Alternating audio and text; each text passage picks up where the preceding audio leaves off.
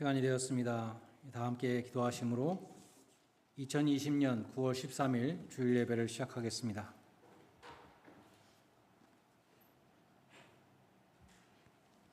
할렐루야. 우리 하나님을 찬양하는 일이 선하며 찬송하는 일이 아름답고 마땅하도다.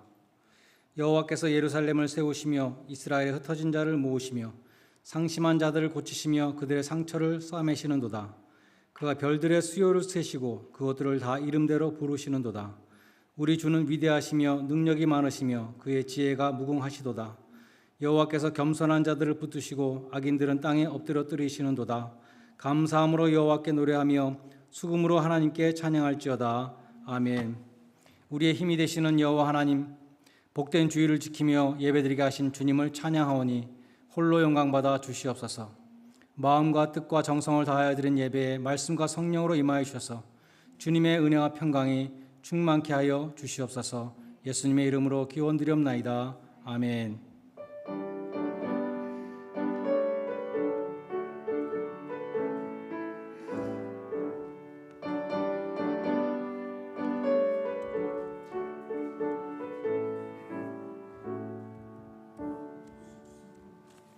다 함께 일어나셔서 36장 찬송을 함께 부르시겠습니다.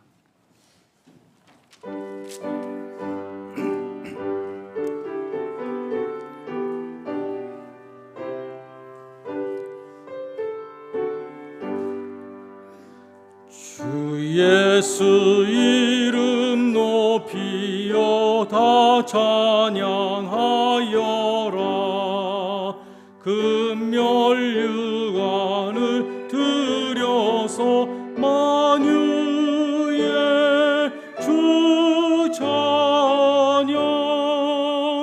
금멸유관을 들여서 만유의 주 찬양.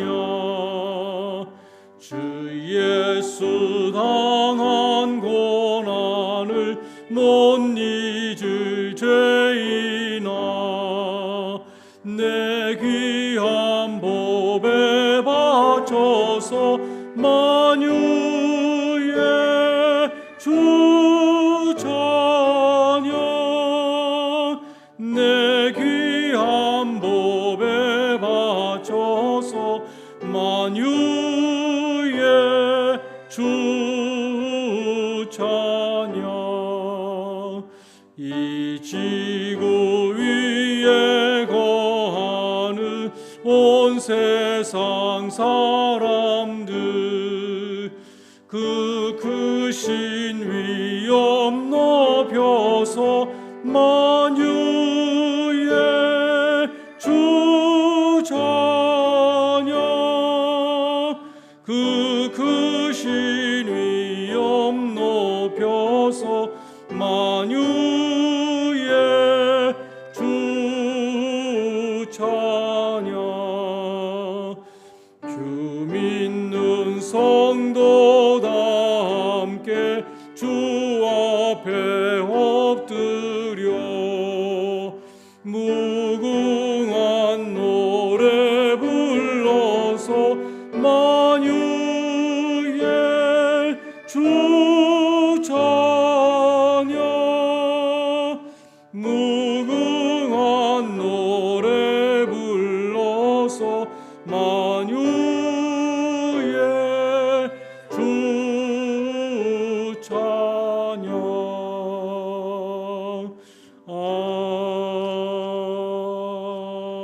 아멘. 교독문 제1번 시편 1편 말씀을 함께 교독하겠습니다.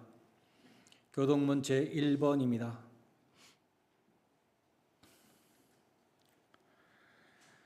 복 있는 사람은 악인들의 꾀를 따르지 아니하며 죄인들의 길에 서지 아니하며 오만한 자들의 자리에 앉지 아니하고 오직 여호와의 율법을 즐거워하여 그의 율법을 주야로 묵상하는도다.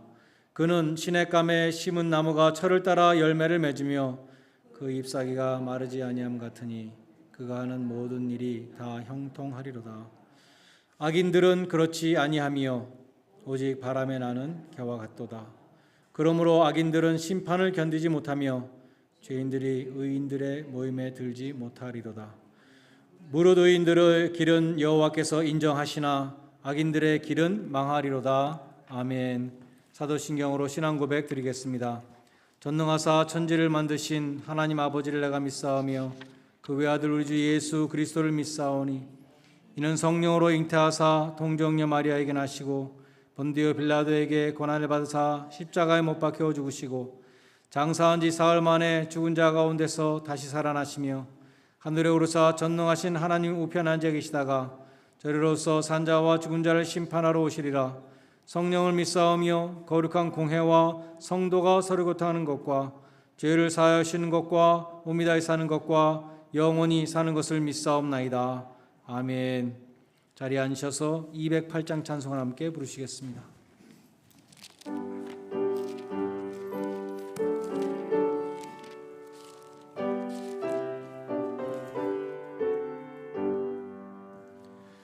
내 주의 나라와 주 계신 성전과 피 흘려 사신 교회를 늘 사랑합니다. 내 주의 교회는 천성과 같아서 눈동자같이 아끼사 늘 보호하시네.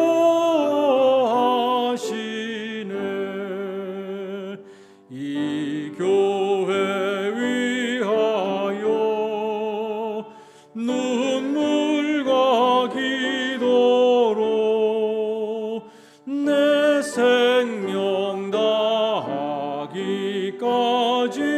늘 봉사합니다.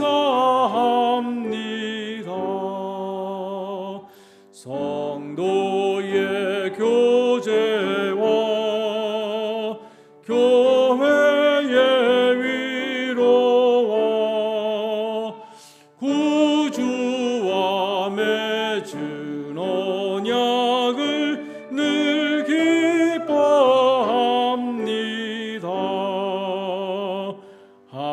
하늘의 영광과 베푸신 은혜가 진리와 함께 영원히 시원에 넘치네.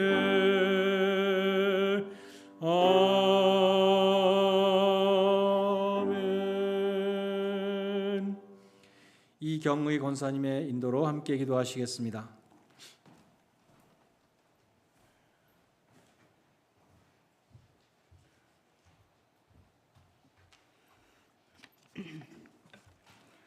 다 함께 기도드리겠습니다. 오늘도 저희의 마음문을 두드리셔서 말씀을 듣고 경배와 찬양을 드리게 이전으로 불러주심을 감사드립니다. 유행병으로 인해 저희의 삶의 폭이 좁아진 이 상태로 많은 것들이 중단되고 폐쇄되고 있습니다. 두려움과 불안감으로 하루하루 살며 언제 끝나나 노심초사하느라 우리 믿는 자들의 삶까지 흐트러지고 있습니다. 성령님이 주시는 말씀에 귀 기울여서 이 밀폐된 듯한 상황을 깨고 담대히 중단 없는 믿음의 생활을 차분히 순종하게 하옵소서. 이제 20명을 모아 현장 예배를 허락하셔서 다시 이 자리에서 함께 찬송을 드리고 말씀을 듣고 우리들이 서로 거리 두고라도 만나게 하시니 감사드립니다. 코비드-19으로 먼 곳에 있는 가족들을 안타깝게 만나지 못하고 있습니다. 우리의 삶이 전적으로 하나님의 긍휼로서 이 시기를 안전하게 회복시켜 주시기를 기도드립니다. 저희의 구함을 기뻐하시는 하나님, 저희의 기도를 들으시고 약속하신 구원의 길을 열어주실 때까지 저희를 실족하지 않게 붙들어 주시옵소서. 안전규칙을 잘 지켜서 이 바이러스가 퍼지지 않게 우리 모두가 책임감을 느끼고 자만하지 않게 하옵소서. 이 어려운 상황 속에서도 이 주님의 교회를 사랑하는 마음으로 기도와 헌금으로 이 교회를 지키는 모든 성도님들의 굳건한 믿음을 잘 지켜주시옵고 축복하여 주시옵소서. 매주 이 단위에서 생명의 말씀을 전하시는 주원열 목사님 영육간의 강건함으로 지켜주시고 그 가정의 안녕으로 축복하여 주옵소서. 아직 예배에 참석하지 못하는 시니어 성도님들을 특별히 친히 위로해 주시고 평강을 내려 주시옵소서. 교회의 안전을 위해 매일 아침 수고하는 젊은 성도님들과 방송실에서 수고하시는 간사님과 성도님께 동일한 하나님의 축복이 내려지길 기도합니다. 이 모든 말씀 우리 주 예수님의 이름으로 기도드렸습니다. 아멘.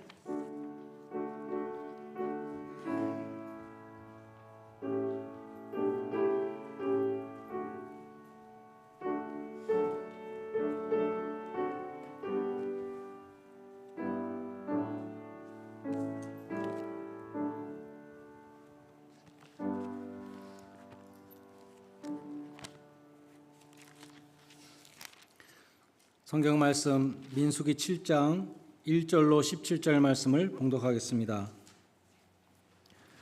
민수기 7장 1절로 17절 말씀 제가 봉독해 올리겠습니다.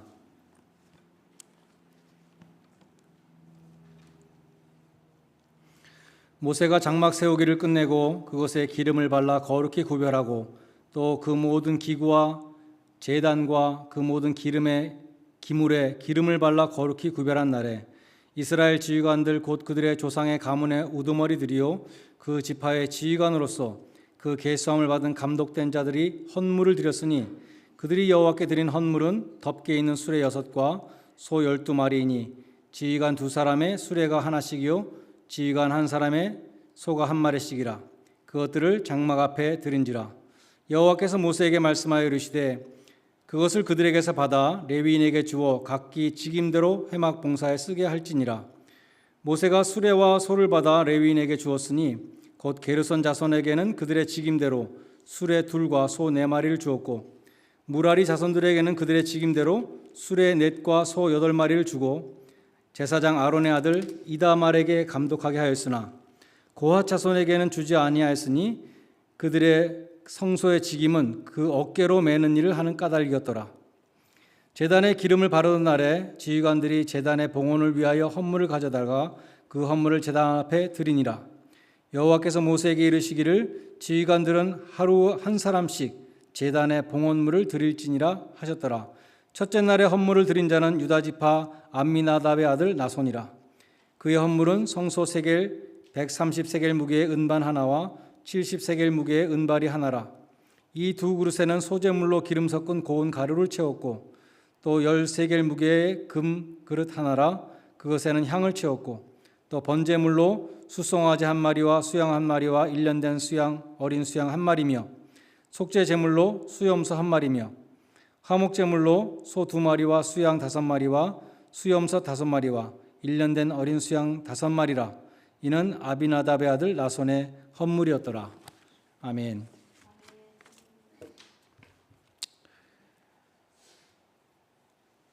오늘 본문에 나오는 이 헌물이라는 단어, 오늘 설교 제목인데요. 영어로는 오퍼링인데 히브리어로는 고르반입니다. 고르반. 여러분 들어보신 적 있죠? 예수님이 고르반에 대해서 말씀하셨어요.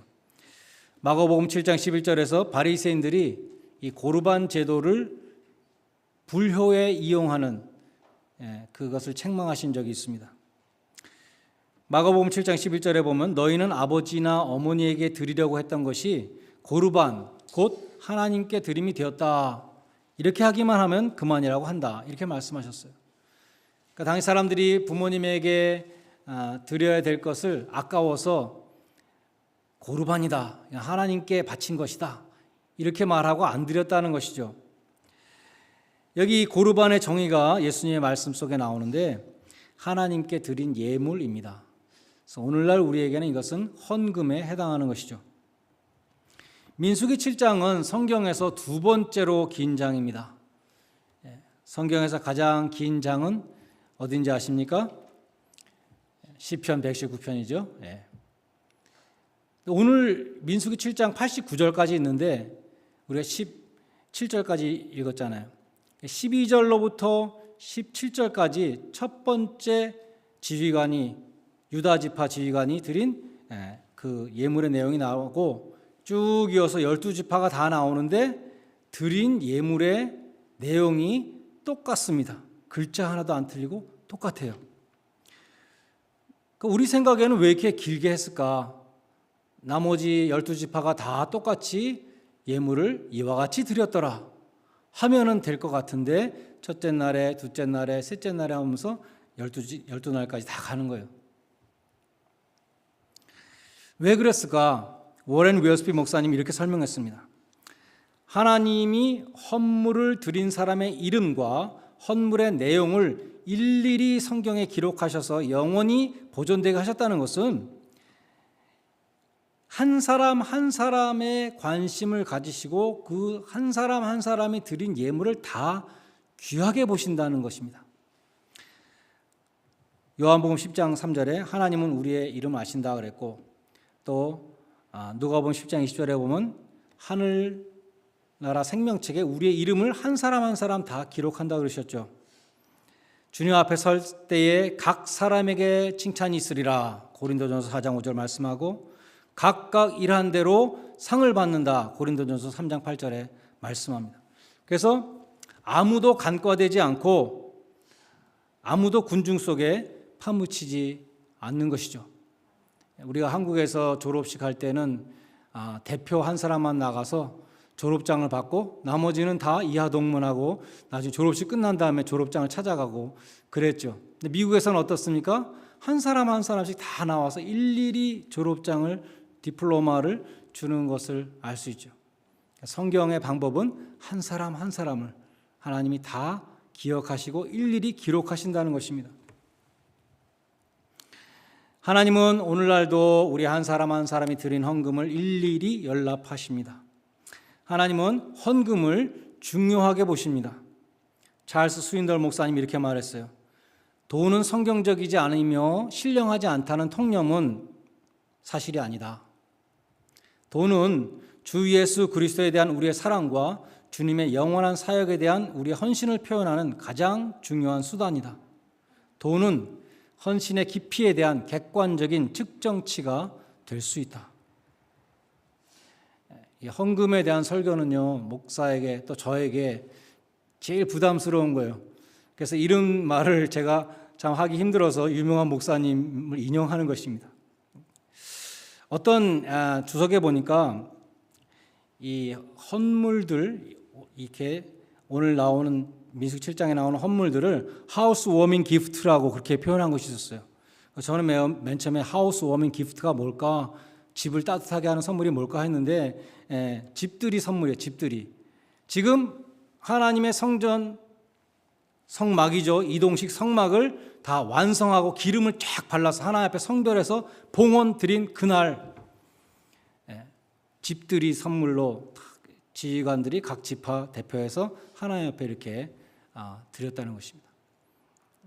우리가 처음 이 예배당에 들어왔을 때 제가 듣기로 피아노를 도네이션 하신 분도 있고, 그때 뭐 교회 밴을 도네이션 한 분이 있고, 뭐 여러 가지 뭐 조명을 하신 분도 있고, 들어올 때 봉헌, 교회 입당할 때 다 사람들이 기쁜 마음으로 봉헌하는 것과 마찬가지로 이 사람들이 모세가 장막 세우기를 끝내고 그것에 기름을 발라 거룩히 구별하고 그 모든 기구와 제단과 모든 기물에 기름을 발라 거룩히 구별한 날에 헌물을 드렸습니다. 특별히 족장들은 수레 6대와 소 12마리를 드렸습니다. 장막은 백성들과 함께 이동하는 모바일 생추어리였죠. 그러니까 운송 수단이 필요했던 것입니다. 그래서 가장 필요한 것을 바쳤죠. 그런데 각 자손들에게 지금 레위 지파에 세 자손이 있잖아요. 게르손 자손, 무라리 자손, 고핫 자손 세 자손이 있는데 균등하게 나눠준 것이 아니라 필요에 따라 나눠줬습니다. 게르손 자손에게는 수레 2대와 소 4마리 주었습니다. 그들은 비교적 가벼운 휘장들을 운반하는 책임을 맡았어요. 양장, 휘장, 덮개를 운반했습니다. 근데 무라리 자손에게는 수레 4대와 소 8마리를 줬습니다. 2배를 줬죠. 그들은 널판과 기둥과 받침 같은 무거운 것들을 운반했기 때문에 더 많이 줬습니다. 그런데 고핫 자손에게는 아무것도 안 줬어요. 왜 그럴까요? 그들은 법궤와 향단과 떡상과 등대 등 지극히 거룩한 성물을 운반하였는데 하나님께서 반드시 니네들이 직접 어깨에 메고 운반해라 라고 명하셨기 때문에 안 줬다는 것입니다. 하나님은 오늘날 우리에게도 마찬가지로 직임을 맡기실 때에 필요한 은사와 능력, 또 자원과 도움 이런 것들을 공급해 주십니다. 바울은 디모데전서 1장 12절에서 이렇게 말씀했습니다. 나를 능하게 하신 그리스도 예수께 내가 감사함은 나를 충성되이 여겨 내게 직분을 맡기셨기 때문이다.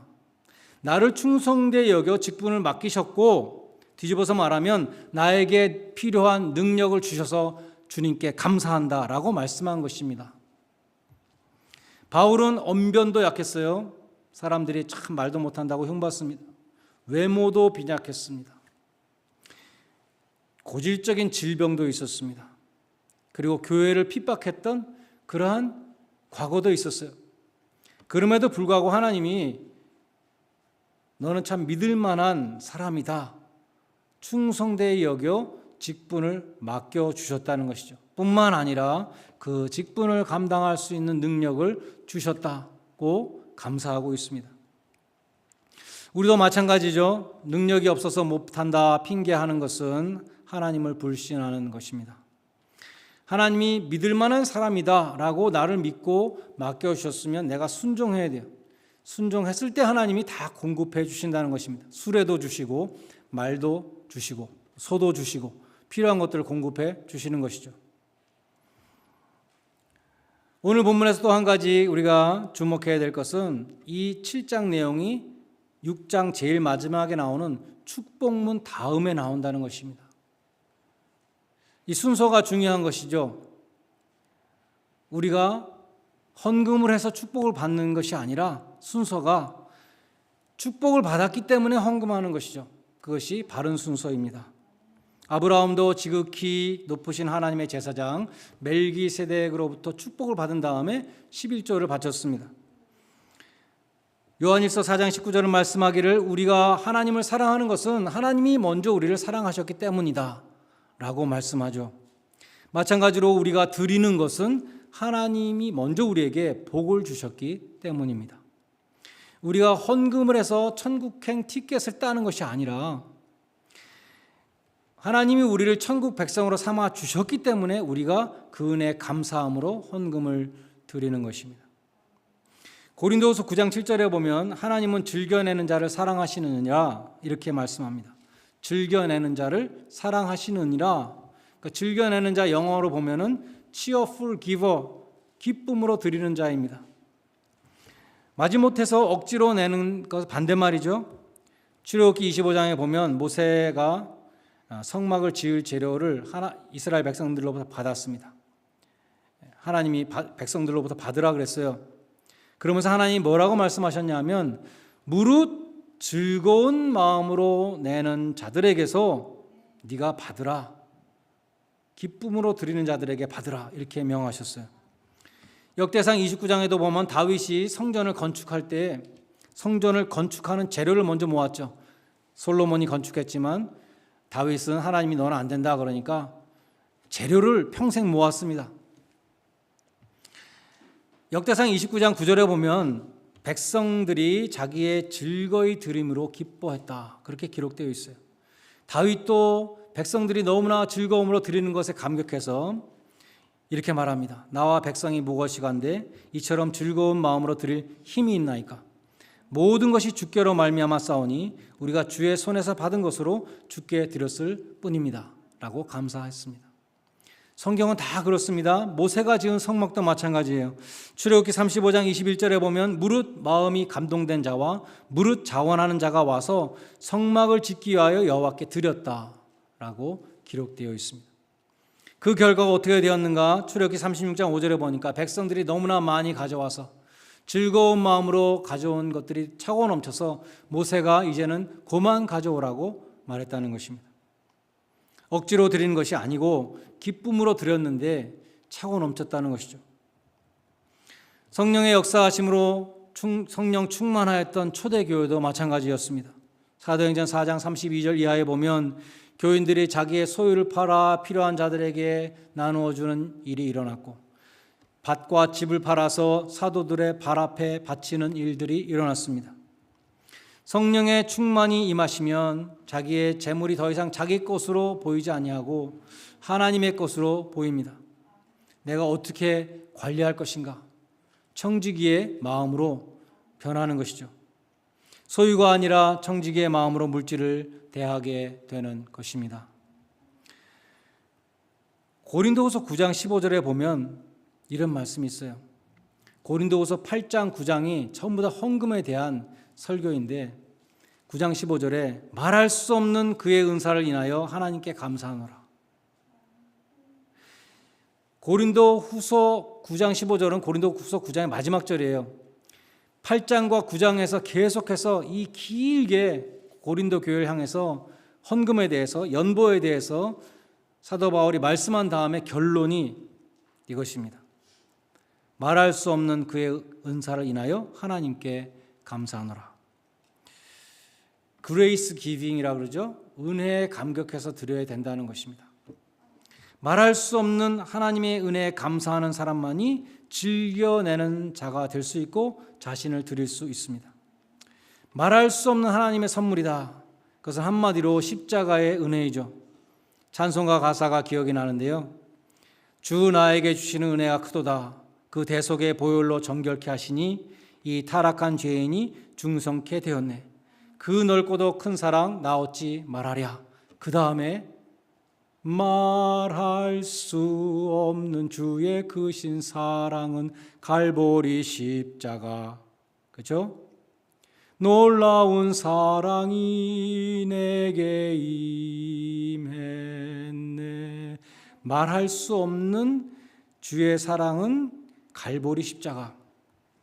찰스 스윈덜 목사님은 이렇게 말했습니다. 말로 형용할 수 없는 선물, 이 구절에 대해서 이렇게 설명했어요. 성경을 통틀어서 하나님의 은혜를 가장 완벽하게 보여주는 장면은 험한 십자가에 달리신 예수님의 모습이다. 그러한 사랑과 주심과 자기 희생의 놀라운 장면을 당신은 외면할 수 있는가? 그러한 장면 앞에서 어떻게 변화되지 않을 수 있으며 어찌 헌신을 다짐하지 않을 수 있는가? 그가 자신을 주심같이 우리도 형제들에게 주지 않을 수 있는가? 말할 수 없는 하나님의 은혜는 바로 십자가의 은혜다라고 말씀합니다. 스펄전 목사님이 이 고린도후서 9장 15절에서 이 말할 수 없는 하나님의 은혜라는 제목으로 설교하면서 어떤 여자 교인의 예를 들어요. 이 여자 교인이 교회 멤버가 되기 위해서 이제 문답을 하게 되었습니다. 옛날에는 그랬나 봐요. 영국에서는 우리가 세례 문답하는 것처럼 교회 멤버가 되기 위해서도 와서 아마 뭐 목사님과 장로님들 앞에서 자기의 신앙을 고백하는 일이 있었던 것 같습니다. 근데 이 여자가 자기의 신앙 고백을 잘 못했다는 것이죠. 신앙 고백이 참 빈약했어요. 그래서 사람들이 안 되겠습니다. 자매님, 신앙 고백이 너무 약해서 다음에 다시 해야겠습니다. 그렇게 말했다는 것이죠. 그러자 그녀는 참았던 서름을 토하듯이 이렇게 외쳤다고 합니다. 저는 말을 잘 못해서 예수님에 대해서 잘 말은 못하겠지만 저는 예수님을 위해서 죽을 수 있습니다 라고 말했다는 거예요. 스펄전 목사님은 이렇게 설교합니다. 만일 우리가 말로 표현할 수 없다면 행동으로 하도록 하십시다. 그리고 여러분이 가장 먼저 해야 할 일은 여러분 자신을 하나님께 바치는 것입니다. 사랑하는 여러분, 하나님께서 여러분에게 예수 그리스도를 주셨다면 그분께 여러분 자신을 바치십시오. 여러분은 여러분 자신의 것이 아니요 값으로 산 바가 된 사람들입니다. 그러므로 여러분의 몸을 산 제물로 드리십시오. 말만 하지 말고 실제로 그렇게 하십시오. 여러분을 위하여 죽으신 그분을 위해 사십시오. 그리고 이미 여러분 자신을 하나님께 바쳤다면 여러분의 물질도 하나님께 바치십시오. 아낌없이 바치십시오. 눈먼 것, 저는 것 이런 걸 바치는 것이 아니라 소떼나 양떼들 중에서 가장 좋은 곳을 찾아서 바치십시오. 그렇게 하는 것이 여러분에게 큰 기쁨이 되게 하십시오. 세금을 내듯이 하지 말고 기쁨으로 사랑의 예물을 바치십시오. 하나님께 즐거이 내십시오. 하나님은 즐겨내는 자를 사랑하십니다. 돈으로 향기로운 것을 사서 그분께 드리십시오. 여러분의 희생물 중에서 기름을 취하여 그분께 드리십시오. 우리의 영원히 복되신 하나님을 위하는 것은 아무리 좋은 것, 아무리 귀한 것을 드려도 결코 지나치지 않습니다. 우리가 사랑하는 주님을 위하여 즐거이 옥합을 깨뜨릴 때에 주님께서는 우리의 손에서 그 옥합을 받아 주실 것입니다. 우리의 전생애가 거룩한 헌신의 행위들로 가득 차게 하십시다. 고린도 후서 8장 6절과 7절에 보면 은혜라는 단어가 나오는데요. 이 은혜라는 단어는 헌금이라는 단어를 뜻하고 있어요. 고린도후서 8장 6절에 보면 시작한 은혜를 완성하라. 너희가 처음에 시작한 헌금을 마지막까지 끝까지 하라. 그런 뜻이에요. 7절에는 너희가 믿음과 말과 지식과 사랑에 풍성한 것 같이 은혜에도 풍성하게 하라. 헌금도 풍성하게 하라. 그런 뜻입니다. 그래서 성경에 보면 은혜하고 헌금은 인터체인지어블 하다는 것입니다. 그 정도로 밀접한 것입니다. 그래서 우리의 드림은 그레이스 기빙, 은혜에 감격해서 드리는 드림, 십자가에 말할 수 없는 은혜에 감격해서 드리는 드림이 되어야 한다는 것입니다. 민수기 7장 결론에 두구이드 목사님이 이렇게 결론 지은 것을 봤습니다.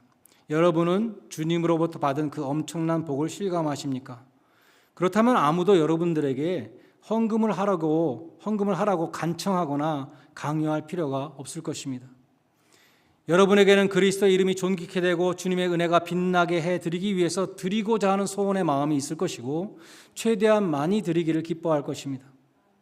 여러분의 삶을 기쁘게 부어드려서 주님의 놀라운 자비하심이 널리 전파되기를 여러분은 원하실 것입니다.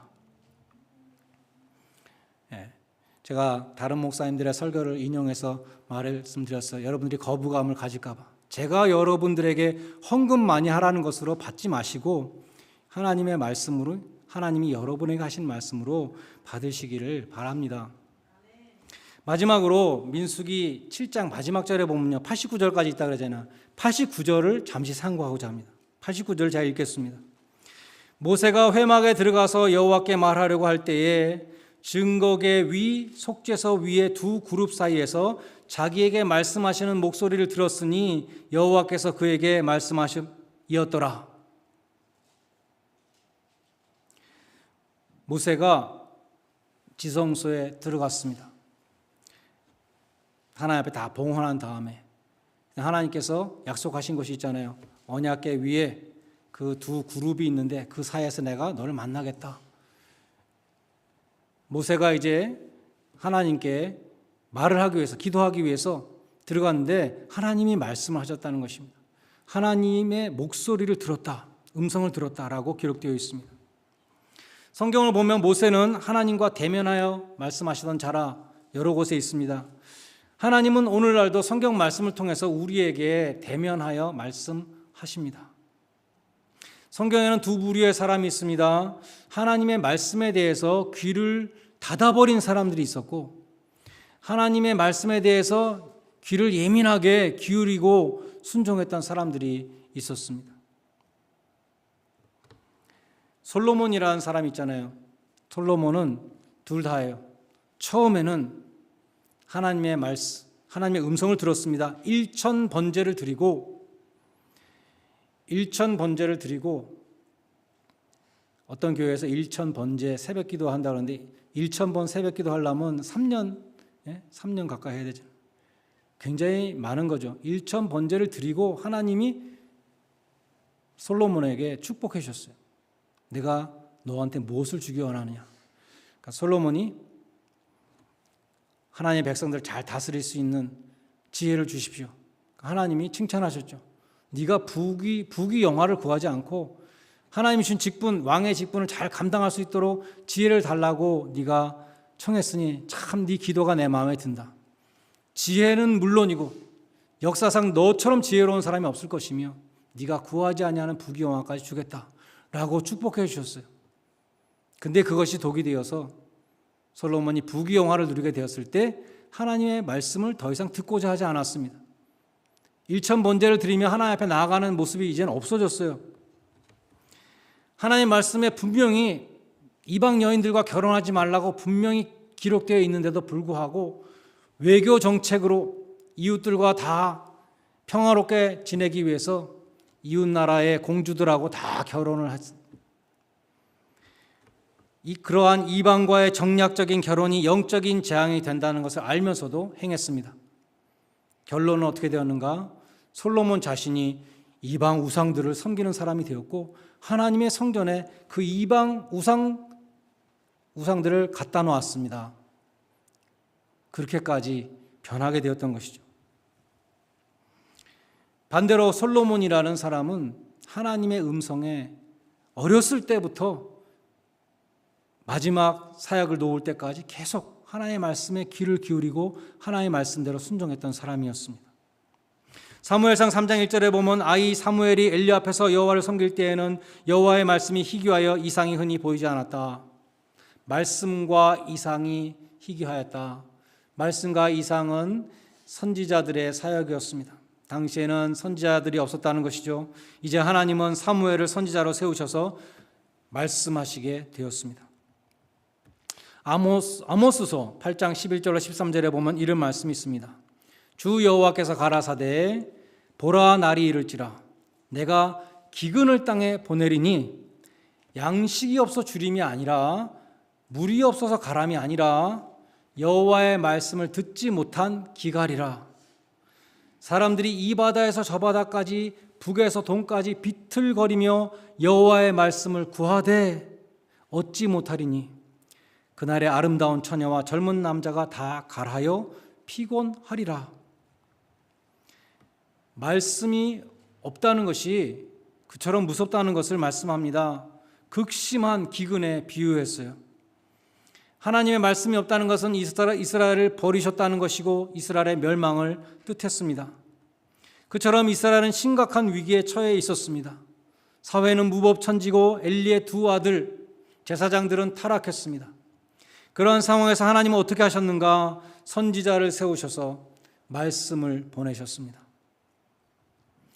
태초에 하나님은 말씀으로 우주를 창조하셨습니다. 하나님은 인간도 말씀으로 창조하셨고 그 백성을 말씀으로 다스리십니다. 어둠으로부터 빛이 있으라고 말씀하셨던 하나님은 말씀으로 우리를 재창조하십니다. 새 사람으로 재창조하십니다. 그러므로 우리도 위기에 처할 때 가장 필요한 것이 무엇인가? 하나님의 말씀입니다. 인생의 위기에서 우리는 하나님의 말씀이 필요합니다. 시편 19편에 보면 하나님의 말씀이 우리의 영혼을 서성케 하며 우리를 지혜롭게 하고 우리의 마음의 기쁨을 회복시키며 우리의 눈을 밝게 하기 때문인 것입니다. 그처럼 하나님은 계속 말씀을 보내시는데 왜 사람들이 하나님의 말씀을 듣지 못하는가? 하나님은 오늘도 말씀하시는데 왜 사람들은 그 말씀을 듣지 못하고 있는가? 우리가 하나님의 말씀에 포커스를, 주파수를 맞추지 않기 때문입니다. 제가요, 사모의 말을 잘 알아듣지 못해요. 그래서 사모가 뭐라고 말을 하면 저는 꼭 뭐라고? 라고 물어봅니다. 그래서 사모가 문제 있다, 귀가 잘못됐다. 그래서 저를 이어 닥터한테 데리고 갔어요. 이어 닥터한테 가서 히어링 테스트를 했습니다. 저도 하고 사모도 했는데요. 누구 귀가 더 좋았겠습니까? 제 귀가 더 좋았습니다. 제가 더 작은 소리를 들었어요. 그런데 왜 사람 말귀를 못 알아듣는가? 이어 닥터가 말하기를 제가 주의가 산만해서 그렇답니다. Attention deficit. 그러고 보니까 제가 옛날에 토플 시험 볼 때 리스닝 점수 안 좋았어요. 소리는 들리는데 무슨 소리인지 못 알아듣는 거예요. 하나님의 음성은 광야에서 가장 잘 들린다 그러죠. 광야에는 아무런 소리가 안 들리고 하늘하고 땅밖에 없습니다. 그래서 광야는 아주 스피리추얼한 곳이다. 모세도 광야에서 하나님을 만났고, 야곱도 광야에서 돌베개 베고 잠을 잘 때 하나님을 만났고, 세례 요한도 광야에서 외쳤고, 예수님도 광야에서 40일 금식하셨고, 성경에서 광야라는 곳은 아무 소리 들리지 않는 그 광야가 아주 스피리추얼한 곳으로 나오잖아요. 그와 반대로 오늘날 우리가 사는 세상은 너무나 잡음이 많습니다. 저는 젊은 사람들이 트위터, 페이스북, 인스타그램 등등 그 많은 것들을 어떻게 다 따라갈까 참 궁금해요. 홍수죠, 홍수. 텔레비전, 컴퓨터, 라디오, 스마트폰, 이 모든 잡음 속에 하나님의 음성은 지금도 하나님은 말씀하고 계시나 우리는 그 하나님의 말씀에 주파수를 잡지 못하고 있습니다. 우리는 이 어지러운 세상에서 하나님의 말씀에 주파수를 맞춰야 합니다. 촉을 세우고 안테나를 세워야 합니다. 하나님의 말씀을 기대해야 합니다. 사무엘처럼 말씀하옵소서 종이 듣겠습니다 라는 자세를 갖고 기다려야 하는 것이죠. 하나님은 너희가 전심으로 나를 찾고 찾으면 나를 만나리라, 예레미야 29장 13절에서 말씀하셨습니다. 요즘 전염병 전문가들의 말을 들어보면 이 상황이 내년 말까지 계속될 거라 그래요. 올해 말이나 내년 초에 백신이 나오는데 백신이 나온다고 다 해결되는 것이 아니라 지금 미국에는 백신 안 맞겠다는 사람이 25%나 된다 그러죠. 나머지 75%가 다 백신을 맞는데 시간이 굉장히 오래 걸리고 75% 다 맞아도 그 효과가 60% 정도밖에 안 된다는 것입니다. 미국 사람들만 다 맞아서 되는 것이 아니라 전 세계 모든 민족이 다 맞아야 되겠죠. 이게 국경이 없이 왔다 갔다 하니까. 그렇죠? 그래서 백신이 나온다고 한두 달 내로 해결되는 것이 아니라 엊그저께 닥터 파우치도 내년 연말이 되어야 조금 좋아질 것이다 그렇게 얘기했어요. 이 팬데믹이 비즈니스 하는 분들 지금 다 힘들어하고 있는데 정반대로 아마존처럼 더 잘 되는 기업도 있습니다. 지금 교회가 다 힘들고 교인들이 다 다운되고 있다고 말하고 있지만, 그렇지만 우리의 신앙생활을 오히려 더 잘할 수 있는 기회로 바꾸도록 우리는 그렇게 노력해야 돼요. 사람들을 만나지 못할 때 우리는 하나님을 만나도록 우리가 노력해야 됩니다. 우리가 요즘 사람들을 만나지 못하니까 사람들의 소리가 별로 들리지 않죠. 그럴 때 우리는 하나님의 음성을 듣기 위해서 노력해야 할 것입니다.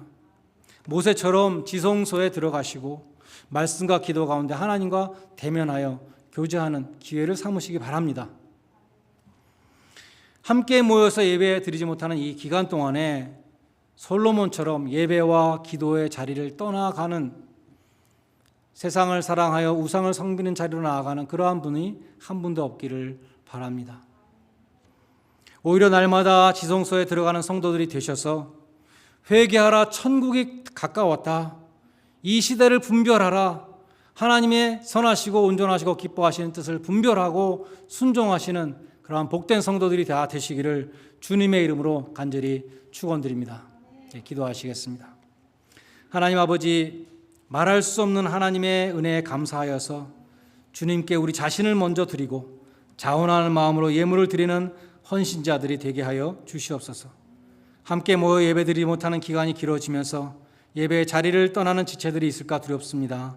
날마다 지성소에 들어가서 주님을 대면하게 하시고 지금도 말씀하시는 주님의 음성을 듣고 변화를 받게 하시며 하나님의 선하시고 기뻐하시고 온전하신 뜻을 분별하고 순종하는 복된 성도들이 되게 하여 주시옵소서. 예수님의 이름으로 기도드리옵나이다. 아멘. 찬송가 213장 부르시면서 헌금하는 순서를 갖겠습니다.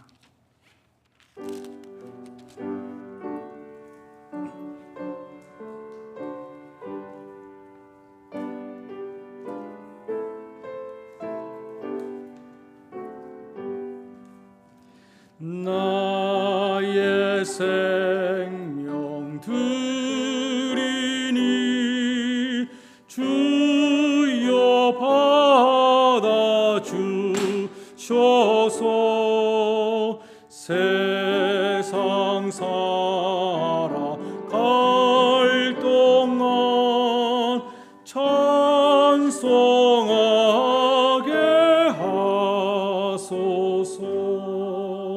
손과 발을 들이니 주여 받아 주셔서 주의 일을 위하여 민첩하게 하소서. 나의 음소 들이니 주여 받아 주셔서 주의 진리 말씀만 전파하게 하소서. 나의 보아 들이니 주여 받아 주셔서 하늘나라 위하여 주 뜻대로 쓰소서. 나의 시간 들이니 주여 받아 주셔서 평생토록 주 위에 봉사하게 하소서.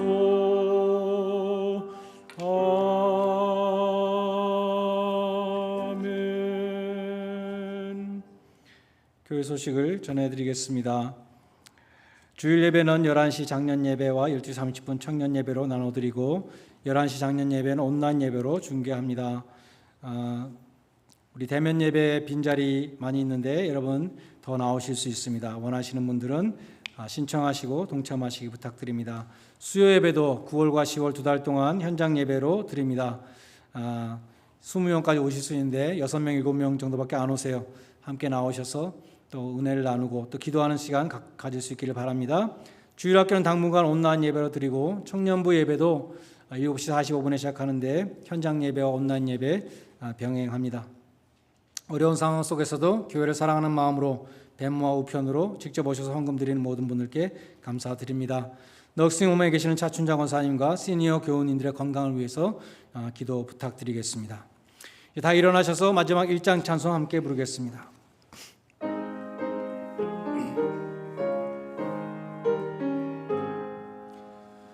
만복의 근원 하나님 온 백성 찬송 드리고 저 천사여 찬송하세.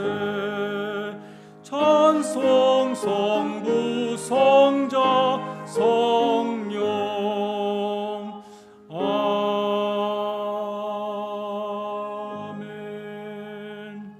기도하겠습니다.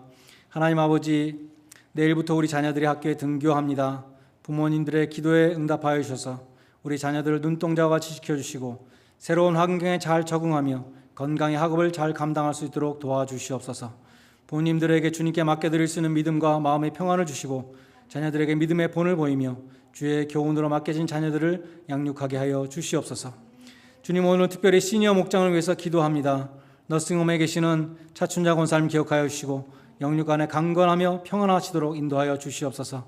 남석철 집사님, 이순도 권사님 네 분 함께하여 주셔서 아픈 곳을 치유하여 주시고 약한 곳을 강하게 하여 주셔서 거동하는 데 불편함이 없도록 도와주시고 주님이 주시는 은혜와 평강이 충만케 하여 주시옵소서. 김석조 집사님과 박영환 권사님에게 건강을 지켜주셔서 이와 같이 주일 예배 또한 수요 예배에 함께 예배드리게 하시면 감사드립니다. 오가는 발걸음을 늘 지켜주시며 주님을 사모하는 마음에 충만한 은혜를 부어 주시옵소서. 김은재 사모님의 건강을 허락하여 주셔서 지금까지 주일 예배에 빠짐없이 참석해 주심을 감사드립니다. 주님이 주시는 기쁨과 평안이 늘 충만케 하여 주시고 영원히 잘된 같이 범사에 잘되고 강건한 은혜로 함께하여 주시옵소서. 김선재 사모님을 위해서 기도드립니다. 약한 무릎을 강하게 하여 주시고 날마다 골방에서 말씀과 기도로 주님과 교제하시는 가운데 주님이 주는 기쁨과 평강이 충만케 하시며 자녀 손들 위해 드리는 모든 기도가 응답받게 하여 주시옵소서. 장성진 장로님, 정순예 권사님 가정을 축복하여 주시고 특별히 정순예 권사님의 건강을 지켜주시기를 기도합니다. 아픈 곳을 치유하여 주시고 약한 곳을 강하게 하여 주시옵소서. 장성진 장로님 교회를 위한 그 모든 수고를 기억하여 주시고 하늘의 상급으로 갚아 주시옵소서. 신윤기 장로님, 신춘자 권사님을 기억하여 주시고 특별히 신윤기 장로님의 건강을 지켜주시길 기도합니다. 신춘자 권사님 살림하시며 생활하시는 데에 불편하지 않도록 늘 지켜주시고 주일 예배에 참석하기 원하시는 기도에 응답하여 주시옵소서.